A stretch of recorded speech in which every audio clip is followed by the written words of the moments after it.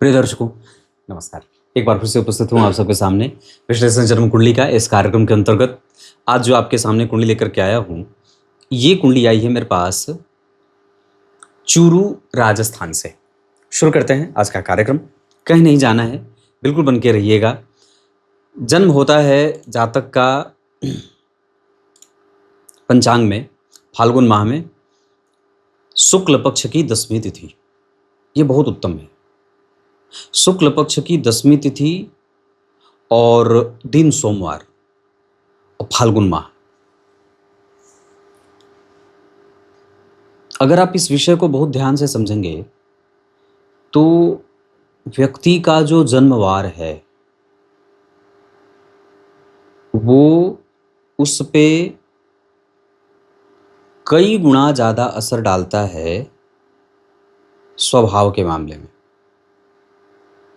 वार और जन्म का समय ये बड़ा मायने रखता है। जैसे अगर किसी जातक का जन्म दिन के 12 बजे हुआ हो और किसी जातक का जन्म सुबह सुबह 5 बजे का हुआ हो, अंतर आता है।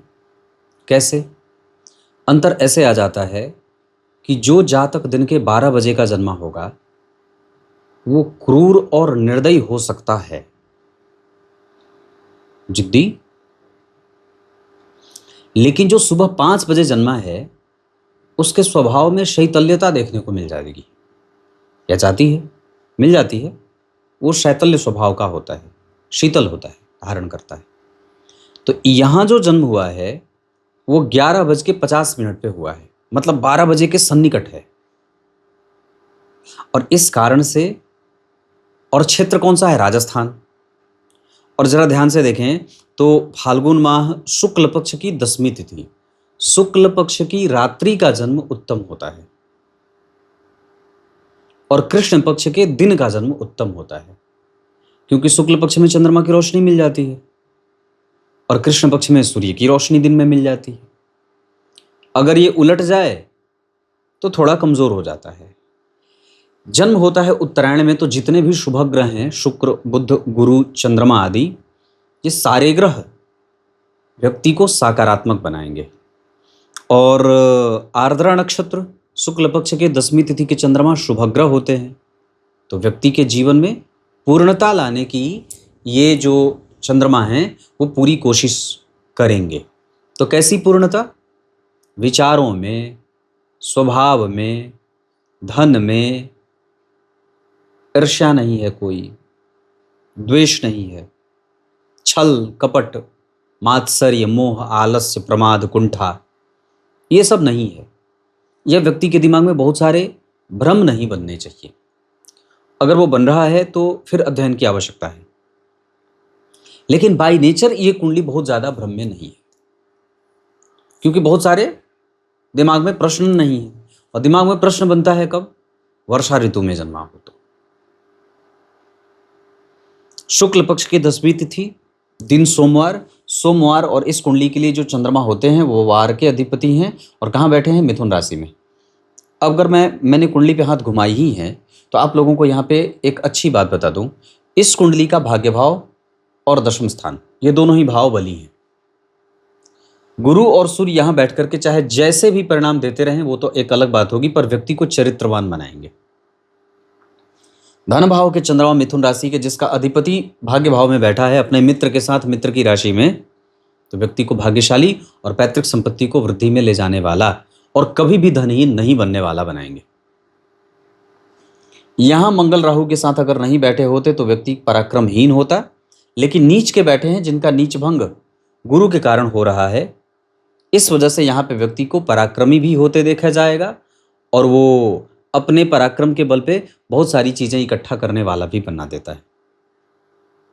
एक बार तो ये कुंडली इस मामले में अच्छी हो गई। सबसे ज्यादा ग्रह नवम भाव में बैठे हैं, इस आधार पर इस कुंडली का नवम भाव बलवान है। यह जैमिनी ज्योतिष का सिद्धांत कहता है। जन्म होता है शुक्ल पक्ष के 10वीं तिथि, चंद्रमा पहले ही पूर्णेंदु हो गए, तो जितने भी ग्रह होंगे वो सारे के सारे अच्छे परिणाम करने वाले होंगे और सारे के सारे परिणाम करने वाले होंगे। ऐसा नहीं होगा कि कोई भी ग्रह जो है वो बिल्कुल ही नल एंड वाइड हो गया कि नहीं मैं तो परिणाम करूंगा ही नहीं, मेरे अंदर बल ही नहीं है, सामर्थ्य ही नहीं है, ऐसा बिल्कुल भी नहीं होगा। चंद्रमा के बारे में शास्त्रकार लिखते हैं, आश्रित्य चंद्रस्य बला बलानी ग्रहा प्रयक्षन्ति शुभा शुभानी। इसका अर्थ सीधा यही होता है कि चंद्रमा अगर आपकी कुंडली में बलवान बन रहे हैं भाव से, मैंने इस पे भी कार्यक्रम बनाया था, लग्न और द्वितीय के चंद्रमा तो वैसे ही संतुलित होते हैं, तो यहाँ चंद्रमा बड़े अच्छे परिणाम देने वाले बन जाएंगे, तो यहाँ बहुत व्यवस्थित विलक्षण बात हो जाएगी। और ऊपर से पक्ष के बल से बलवान।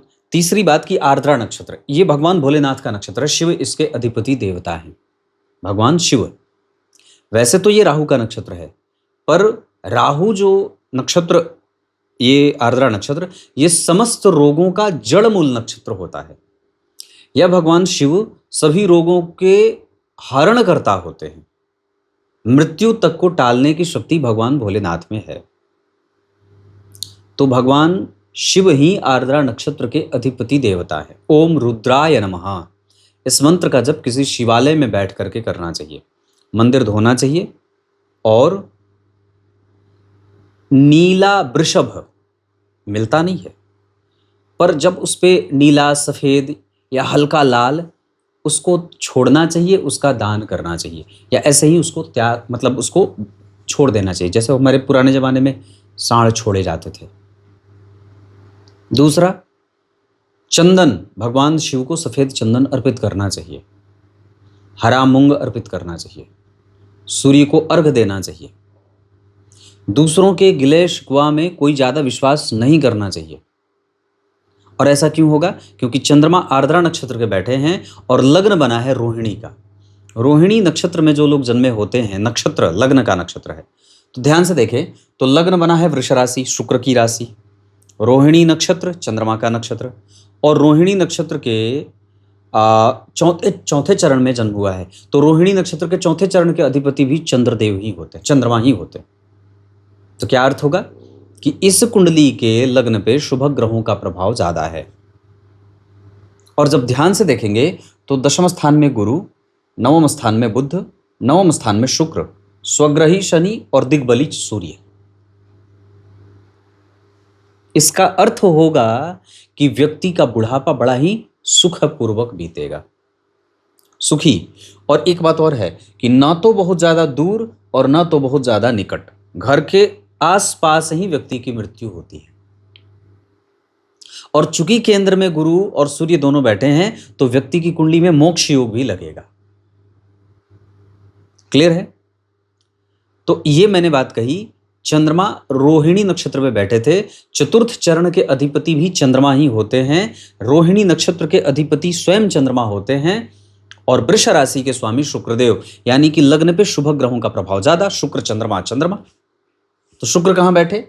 इस कुंडली के लिए शुक्र लग्नेश होकर के भाग्य भाव में, मित्र के साथ मित्र की राशि में। लेकिन एक बात याद रखना है कि शनि मंगल यहाँ पे राहु केतु का प्रभाव एक साथ एक भाव पे जा रहा है, इस वजह से व्यक्ति कई बार, और चूंकि रोहिणी नक्षत्र में जातक का जन्म हुआ है, इस वजह से व्यक्ति दूसरों की कमी बहुत ढूंढता है या पीठ पीछे गिला शिकवाई खूब करता है। यह नहीं होना चाहिए। जैसे ही आपने किसी दूसरे के बारे में उसके पीठ पीछे कोई बुराई की, तो आपने उसका पुण्य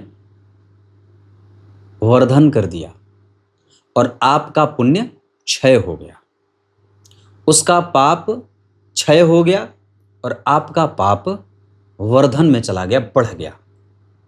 यह नहीं होगा, नहीं करना चाहिए। इतनी सारी चीजें।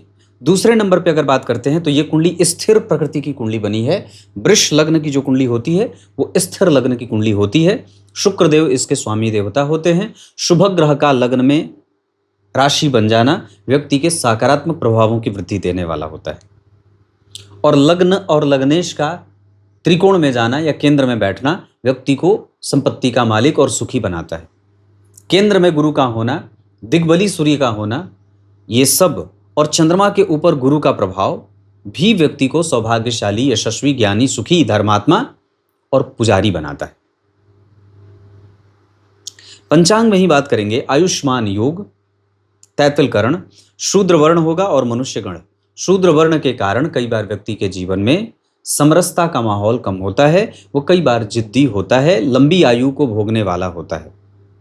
और मनुष्यगण के कारण ईर्ष्या, द्वेष, छल, कपट, ये सब सारी बातें हैं। क्रोध भी है, उत्कंठा भी है, महत्वाकांक्षा भी है, भाग्य भी है, धर्म भी है, चरित्रवान होने का गुण भी है।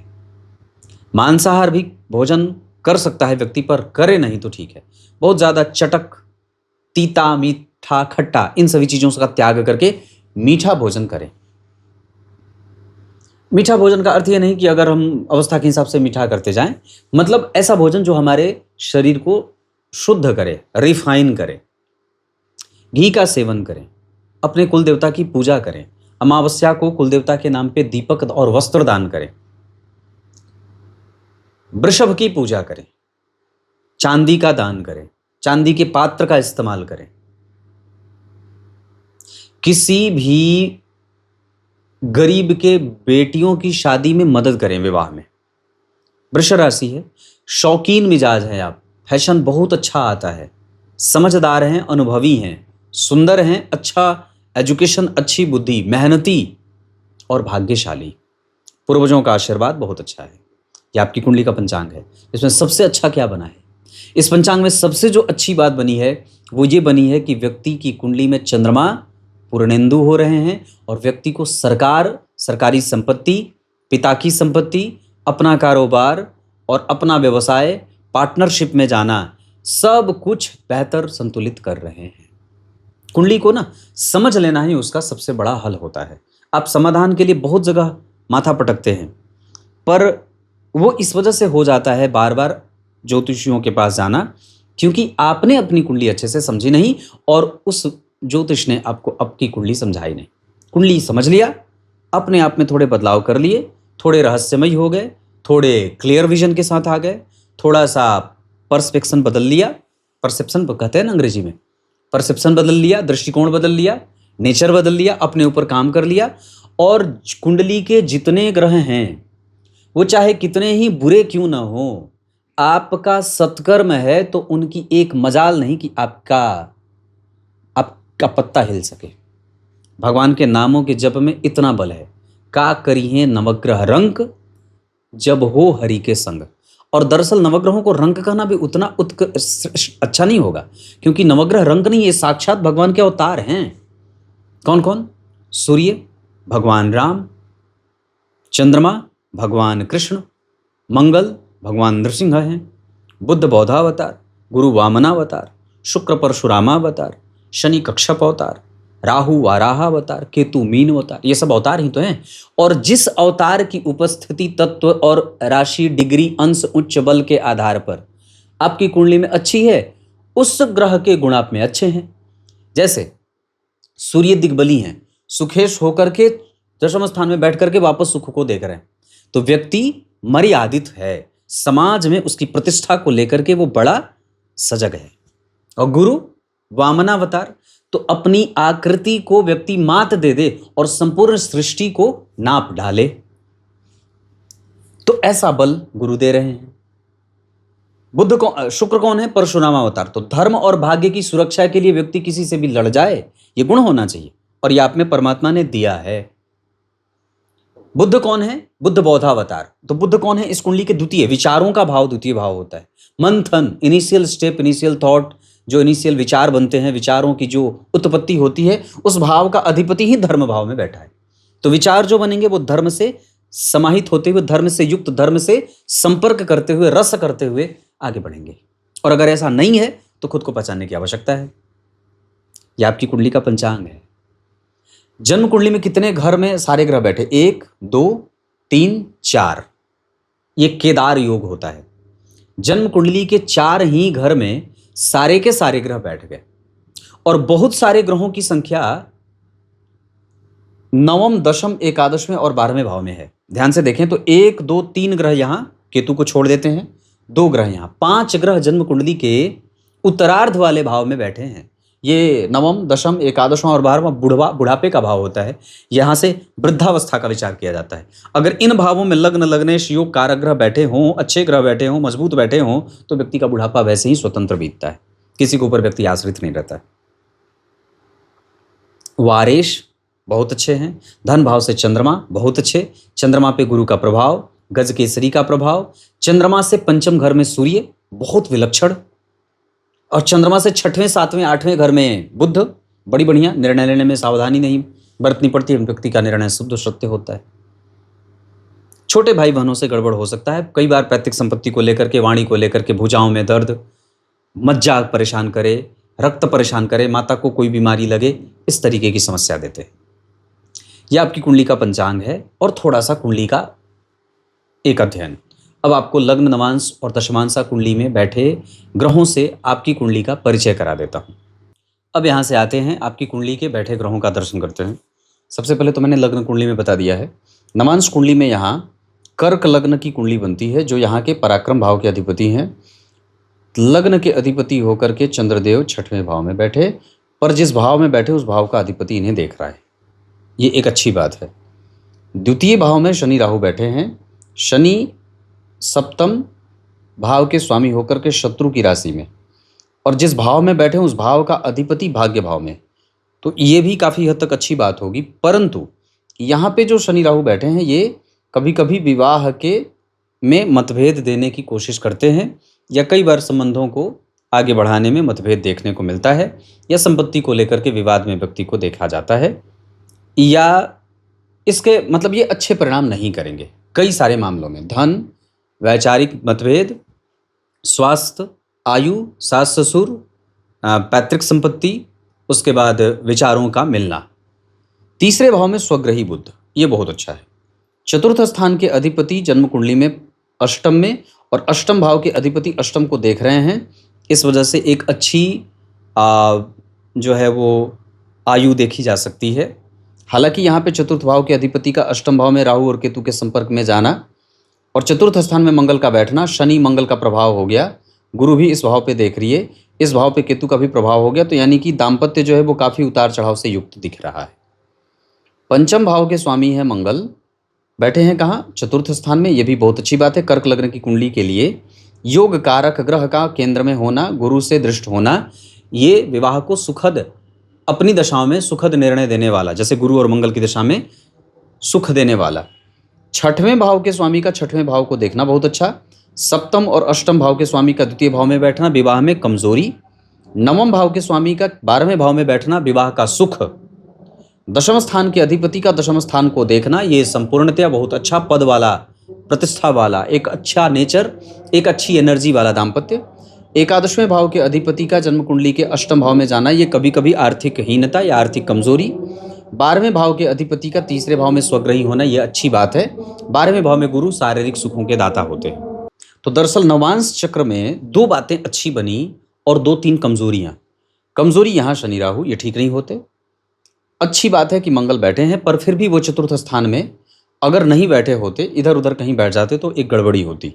यहाँ पे चंद्रमा और शुक्र का बैठना विवाह को नर्चर करता है, और अपनी दशा काल में चंद्रमा और शुक्र विवाह को एक अच्छी दिशा और एक अच्छा दृष्टिकोण देते हैं दोनों पति पत्नी को। यहाँ पे जो शनि राहु और मंगल का प्रभाव जन्म कुंडली के चतुर्थ स्थान पे पड़ रहा है, ये कई बार मानसिक भ्रम देने की कोशिश, लेकिन गुरु की दृष्टि, हालांकि वो भी बहुत अच्छी दृष्टि नहीं है, पर फिर भी ये एक हद तक उसे संभालने की पूरी कोशिश तो करेंगे। वहीं बात अगर दशमांशा चक्र में करते हैं, तो लग्न पे सूर्य और चंद्रमा का प्रभाव व्यक्ति को सरकार और सरकारी संपत्ति, पिता और पैतृक संपत्ति के साथ साथ राजनीतिज्ञ या राजनीतिज्ञों से जुड़ करके, या राजनीति में रुचि, या उसके दिमाग में राजनीति चले, या वो राजनीति का शिकार होता रहे, ये बता रहे हैं।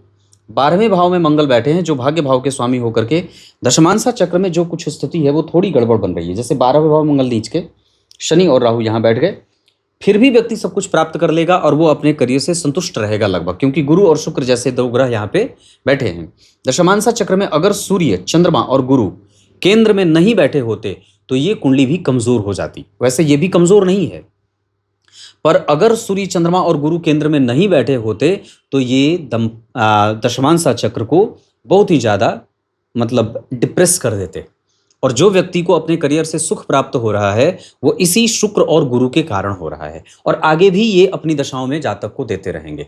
चंद्रमा और सूर्य लग्न में बैठे, पर यहाँ पे बहुत ज़्यादा उनमें कोई कमजोरी विशेष नहीं देखी जाएगी, क्योंकि लग्न में सूर्य और चंद्रमा वैसे उतने दोषयुक्त नहीं होते। लग्न और दशम में सूर्य और चंद्रमा को उतना अमावस्या दोष नहीं लगता जितना कि किसी अन्य भाव में लगता है। लेकिन हाँ, आचार्य वैद्यनाथ ने ये बात लिखी कि सूर्य और चंद्रमा जब एक साथ बैठ जाएंगे तो उसमें चंद्रमा के बल के कमजोर होने के कारण व्यक्ति के जीवन में उठापटक होता रहता है। तो हमें यहाँ पे अपने आप को, हालांकि चंद्रमा के पास मैंने पूर्व में बताई थी बात कि पक्ष का बल है, इस वजह से यहाँ पे ये बहुत विलक्षण होंगे। तो ये आपकी कुंडली के नौमांश के बाद दशमांशा चक्र में जो यहाँ पे शनि और राहु बैठे हैं, नीच के शनि का नीच भंग सूर्य के कारण, नीच के मंगल का नीच भंग गुरु के कारण, और यहाँ पे जो स्थिति बन रही है वो नौमांशा चक्र में कोई भी ग्रह खराब नहीं बैठा है। बुध बढ़िया बैठे हैं, मंगल भी ठीक बैठे हैं, चंद्रमा भी और गुरु भी ठीक बैठे हैं, शुक्र भी लगभग अच्छी आयु दे रहे हैं।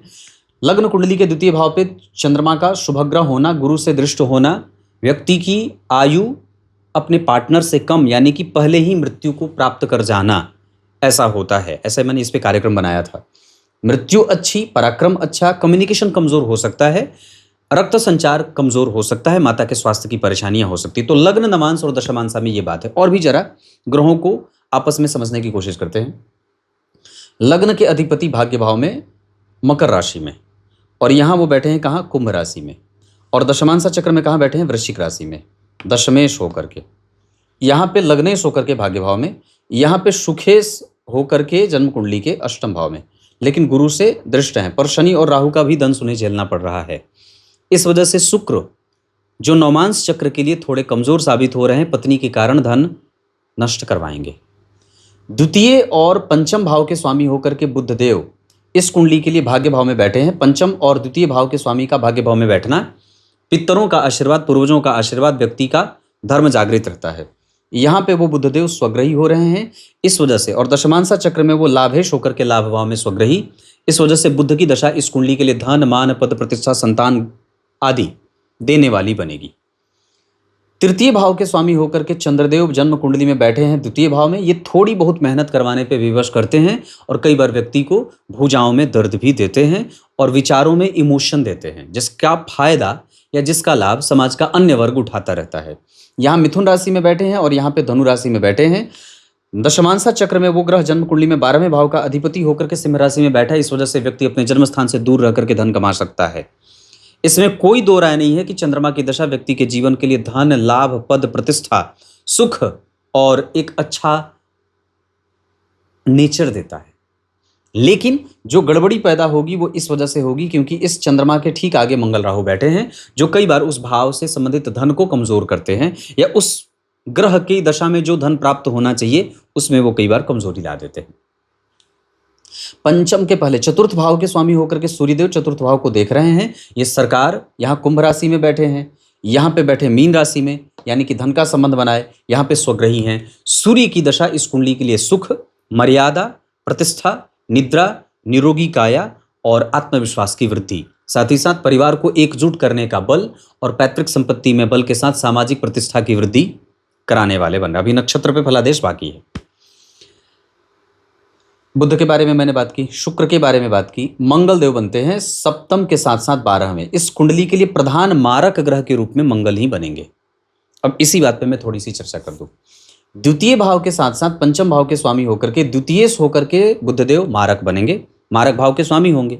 और चंद्रमा द्वितीय भाव में बैठे हैं तो द्वितीय भाव में बैठा ग्रह मारक होता है, लेकिन उस भाव पे किसी भी पापक ग्रह की कोई दृष्टि नहीं है। इस वजह से चंद्रमा यहाँ पे मात्र 25% से भी कम अपनी दशा काल में जातक को मारने का काम करेंगे, मतलब सहायक मारक होंगे।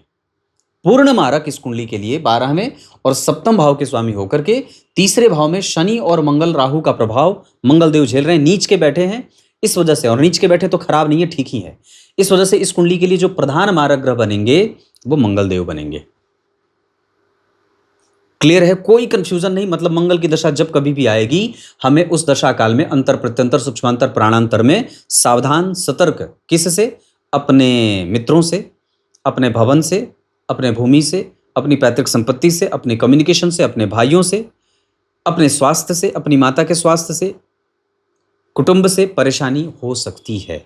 गिरना पड़ना, एडवेंचर में कमजोरी, गोला बारूद, बंदूक आदि, इन सभी चीजों से सावधान रहना पड़ेगा ये मंगल की दशा में। मतलब इस कुंडली के लिए प्रधान मारक ग्रह कौन बन गए? मंगल ही बन गए। तो इस कुंडली में मंगल की दशा मारक हो गई। यहाँ पे कर्क राशि में बैठे हैं और यहाँ तुला राशि में बैठे हैं, पर फिर भी वो अपनी दशा काल में आपको भवन का सुख तो देंगे ही। दशमांसा चक्र में वो ग्रह नीच का बैठा है, यानी कि हर जगह वो आपकी कुंडली के लिए कमजोर बन रहे हैं और सच्चे अर्थ में वो आपकी कुंडली का मारक ही बन रहा है, जो आपको कई बार व्यय के नियंत्रण में, व्यय के स्थिति में लेके जाता है। अतिरिक्त व्यय होता है, अपने काम को करने के लिए कई बार व्यक्ति को ऋण में जाना पड़ता है, दूसरे के काम को व्यक्ति अपने हाथ पे लेकर के अपना हेडेक बढ़ाता रहता है, गलत निर्णय लेता है, गलत लोगों के संपर्क में जाता है, गलत मैत्री में जाता है, भवन में नींद नहीं आती है, होटल में नींद नहीं आती है, बेचैनी और एक अलग तरीके का जो है वो लापरवाही भी देखने को जातक में मिल जाता है। नवम भाव के साथ साथ एकादशवें भाव के अधिपति होकर के वृष लग्न की कुंडली के लिए पापक भाव के स्वामी होकर के दशम स्थान में बैठे हैं। डिग्री के आधार पर 19 और 29 गुरुदेव अस्त हो जाएंगे। हालांकि कितनी अच्छी बात है भगवान की कि वृष लग्न की कुंडली के लिए मंगल देव और देवगुरु बृहस्पति दोनों अच्छे नहीं होते और दोनों ही अस्त और कमजोर हैं। एक अस्त हो गया, एक नीच का हो गया। इससे बढ़िया बात तो इस कुंडली के लिए कुछ होगी ही नहीं। हाँ, ये अच्छी बात है, क्योंकि जो आपकी कुंडली का पापी ग्रह है, जो आपको अपनी दशा काल में, गुरु इस दशा काल में आपसे पाप कर्म करवा सकते थे, समाज में आपकी किरकिरी करवा सकते थे, आपके प्रभावों को कमजोर कर सकते थे, और वो अस्त हैं। मतलब अगर जन्म कुंडली का पापक ग्रह, कारक ग्रह, अकारक ग्रह, मारक ग्रह, ये अगर बलवान और कमजोर हो रहे हैं तो ये कुंडली को बहुत ज्यादा मजबूत से उसका निर्धारण करते हैं। तो गुरु यहाँ पापक भाव के स्वामी होकर के दशम भाव में बैठे हैं, तो अगर अस्त भी हैं तो काफी वो अच्छा परिणाम देने लगेंगे। वो जातक के लिए हेडक नहीं होगा। मंगल देव अगर नीच के हुए हैं तो वो बहुत ज्यादा खराब बात नहीं होगी, वो और भी अच्छी बात होगी कि आपकी कुंडली के मारक ग्रह बलवान नहीं है। मारक ग्रह बलवान हो जाएंगे तो और भी ज्यादा वो आपको मारने का काम करने लगेंगे। तो गुरु और मंगल की दशा इस जातक के जीवन में कष्ट देगी, लेकिन उनकी इंटेंसिटी जो होगी वो कमजोर होगी। अब आगे बढ़ के ग्रहों के नक्षत्रों पे ही चर्चा कर देते हैं। ऐसे मैंने कहाँ तक चर्चा की थी? गुरु के बारे में चर्चा कर रखी थी। उसके बाद शनिदेव के बारे में चर्चा कर देते हैं। तो गुरु की दशा में हमें क्या क्या ध्यान रखना है कि सामाजिक छवि धूमिल न हो, हम अपने घुटनों के दर्द को, शरीर में कई बार घुटनों में जो होता है वो परेशान करता है दर्द, उसके बाद पसलियों में दर्द होता है, आत्मविश्वास की कमजोरी होने लगती है, धर्म को और अधर्म को समझने की बल की स्थिति कमजोर हो जाती है। ऐसा ना हो। वैसे चरित्र इस कुंडली का 1 नंबर है, बहुत अच्छा, धर्म भी है, भाग्य भी। ये कुंडली बहुत अच्छी इस मामले में। नवम और दशम स्थान के अधिपति होकर के जन्म कुंडली में स्वग्रही शश योग और बुद्ध के साथ बैठे हैं, तो पंचम और दशम, पंचम और नवम, इनका अधिपति, तो ये केंद्र त्रिकोण का योग, ये सबसे महान राजयोग बन जाएगा। केदार योग पहले ही घटित है। बुद्ध जन्म कुंडली के पंचमेश होकर के व्यक्ति को पूर्वजों का आशीर्वाद और बची हुई जो जीवन की स्थिति है वो धर्म में बीतेगी। केतु की दशा आने वाली है 2030 में, और अभी बुद्ध की दशा चल रही है जो इस कुंडली के पंचम और द्वितीय भाव के स्वामी हैं। मनन करना, विवेक विद्या बुद्धि को सही जगह पे लगाना, धर्म करना, गणेश चतुर्थी का व्रत करना, और साथ ही साथ छोटे बच्चों के लिए आप क्या कुछ कर सकते हैं, अगर ऐसा कुछ कर सकते हैं तो बुद्ध की दशा की सबसे बेहतरीन बात होगी। अगर कुछ अच्छा करना चाहते हैं तो आप बच्चों के लिए, छोटे बच्चों के लिए आप क्या कुछ कर सकते हैं, कोई संस्थान बनाना हो, कोई ट्रस्ट बनाना हो, तो निश्चित रूप से आप अपने बुद्ध की दशा काल के बाद केतु की दशा काल में आप वृक्षारोपण से संबंधित काम, धर्म से संबंधित, धर्म उपदेश देना, धर्म के प्रति लोगों को जागृत करना, इंटरनेट से जुड़ करके कुछ काम करना, ऐसा ये सब सारी बातें आपकी कुंडली में बनी है। सूर्य शतभिखा नक्षत्र में 19 अंश पे, नवमांश कुंडली में 26 अंश पे रेवती नक्षत्र में। इस आधार पर वो ग्रह आपकी कुंडली में कभी कभी भ्रम देने का काम करेंगे, और लेकिन इतनी बात तो पक्की है कि आपको वो भाग्यशाली तो बना रहे हैं। यहाँ भी भाग्य भाव में बैठे हैं द्वितीय भाव के स्वामी, द्वितीय भाव के स्वामी धर्म भाव में, द्वितीय भाव के स्वामी जन्म कुंडली में स्वग्रही। तो धन इस कुंडली का पक्का बहुत अच्छा है और आगे जीवन कष्ट में नहीं है। लेकिन हाँ, ऋण मुक्ति का भाव जो आएगा, आप ऋण में इसलिए गए हैं क्योंकि आपकी कुंडली का 12वां भाव कमजोर था, या 12वें भाव के अधिपति कमजोर थे शनि मंगल राहु केतु के कारण, और व्यक्ति गलत निर्णय के कारण ऋण में गया है। लेकिन ऋण में से निकलने का योग 2027 के अप्रैल के बाद आ रहा है। ऋण मोचक गणेश स्तोत्र का पाठ, पीपल के वृक्ष के पास दीपों की माला बनाना, गणेश चतुर्थी का व्रत करना, और अपने कारोबार का प्रचार करना, एडवर्टीजमेंट एजेंसी खोल देना, कोई प्रिंटर या प्रिंटिंग मशीन लेकर के बड़े बड़े जो होर्डिंग बैनर बनते हैं वैसा कुछ काम करना हो, पेंट और रंग का काम करना हो, खेल का मैदान सुरक्षित करना हो, चारागाह बनाना हो, वृक्ष को पानी देना हो, ऐसी कोई संस्थान बनानी हो, आप ये सब काम भी आपकी कुंडली के हिसाब से कर सकते हैं। चंद्रमा के बारे में मैंने बताया, आर्द्रा नक्षत्र, थोड़ी बहुत परेशानी रहती है स्वास्थ्य में। मंगल आपकी कुंडली में पुष्य नक्षत्र में और शनि धनिष्ठा में, ये दोनों ही नक्षत्र के परिवर्तन में जा रहे हैं। इस वजह से मैं यहाँ पे इन्हें कमजोर नहीं कहूँगा। हाँ, लेकिन इन्होंने जो सामने आमने अपने आप को एक दूसरे को देखा है, इस वजह से जीवन में जो भी परेशानी आई है वो इसी शनि और मंगल राहु केतु के कारण आई है। अगर ये आमने सामने नहीं बैठे होते तो ये अच्छी बात होती, लेकिन बैठे हैं, इस वजह से इस कुंडली की कमजोरी वही बन रहे हैं, जिसके कारण ही व्यक्ति के जीवन में विपरीत परिस्थितियों का निर्माण हुआ है। बुधदेव जन्म कुंडली में आपको क्रिएटिव बना रहे हैं, बहुत ज़्यादा तार्किक भी बना रहे हैं, धर्म पे विश्वास रखने वाला, कुतर्क नहीं करने वाला, ब्राह्मणों का आदर करने वाला, कृतज्ञ और ज्योतिषी, मठाधीश, धर्म आचरण करना, धर्म से संबंधित आचरण करना, तीर्थ दर्शन करना। देवगुरु बृहस्पति आपकी कुंडली में जिस स्थिति में बैठे हैं उसके आधार पर उनको प्रभाव मिल रहा है अपनी राशि का। 29 अंश में बैठे हैं, थोड़े कमजोर होंगे, लेकिन फिर भी वो कम से कम आपको कफ जनित बीमारियों से सावधान रहने को भी कह रहे हैं। शुक्रदेव आपकी कुंडली में जिस स्थिति में बैठे हैं उसके आधार पर वो आपको आत्मविश्वास और धर्म की वृद्धि करते देखे जा रहे हैं। शनिदेव आपकी कुंडली में जीवन में विषम परिस्थितियों का निर्माण कर रहे हैं, कभी कभी धर्म और भाग्य में विलंब भी दे रहे हैं। शुभ अंक इस कुंडली के लिए 6 रहेगा। नक्षत्र आर्द्रा में दान करना चाहिए। पुष्य, उत्तराषाढ़ा, रोहिणी, हस्त, रेवती और पुनर्वसु किसी काम को करने के लिए बहुत उत्तम है। शेयर बाजार का काम भी ये कुंडली कर सकती है। मंगल थोड़े कमजोर हैं, उतना ज़्यादा नहीं, पर सामान्यतः कर सकते हैं। इसके साथ साथ अगर हो सके तो एक लाजवर्त भी धारण किया जा सकता है। इस कुंडली के लिए सदैव ही बुद्ध का रत्न पन्ना लाभकारी रहेगा। इसके साथ साथ इस कुंडली में नक्षत्र बताया, दिन मैंने बताया, शुक्रवार और बुधवार बहुत अच्छे हैं। मैत्री, कन्या और मकर वालों से शत्रुता कर्क, वृश्चिक और मीन वालों से न करें। दशाओं के क्रम में मैंने बात की, मंगल राहु शनि गड़बड़ जाएंगे। और अष्टक वर्ग के आधार पर जो स्थिति बन रही है आपकी कुंडली में, जो प्रश्न आप अष्टक वर्ग के आधार पर आपका उत्तर अगर दे दूं तो व्यक्तित्व तो ठीक है, धन बच नहीं रहा है, उसके लिए शिव जी की पूजा करनी है, मंदिर दर्शन करना है, ओम रुद्राय नमः का जप करना है, ऋण मोचक गणेश स्तोत्र का पाठ करना है, बजरंग बली को चमेली के तेल से उनके पैरों की मालिश करनी है। हमें हमारे कम्युनिकेशन को और भी ज़्यादा बेटर बनाना है, निर्णय लेने से पहले सावधानी रखनी है। पैतृक संपत्ति की सुरक्षा बढ़ेगी और व्यक्ति अपने पीछे संपत्ति छोड़ के भी जाएगा। क्रिएटिविटी, विद्या, बुद्धि, विवेक ठीक है। नौकरी और व्यापार में व्यापार ज़्यादा अच्छा है। इसके साथ साथ इस कुंडली का रिसर्च थोड़ा कमज़ोर प्रभावित हो रहा है। भाग्य का सुख उतना नहीं मिल रहा है, कई बार हमें उसका बल बढ़ाना होगा, बजरंग बली की पूजा करनी चाहिए। इसके साथ साथ आपकी कुंडली में सामाजिक प्रतिष्ठा ऋण के कारण कई बार धूमिल हो रही है, हमें उसको ठीक करना होगा और उसके लिए जितने उपाय मैंने बताए हैं उसको जरूर शामिल करना चाहिए। गीता जी के 11वें अध्याय का पाठ निरंतर लगातार 18 दिन तक बिना भोजन किए प्रातःकाल सूर्य को अर्घ देने के बाद करना है। इसके साथ साथ अगर बात बन पड़े तो इस कुंडली में आप जो चाहते हैं वो आपको मिल जाएगा। इस कुंडली में पिता का आशीर्वाद बहुत उत्तम बना हुआ है।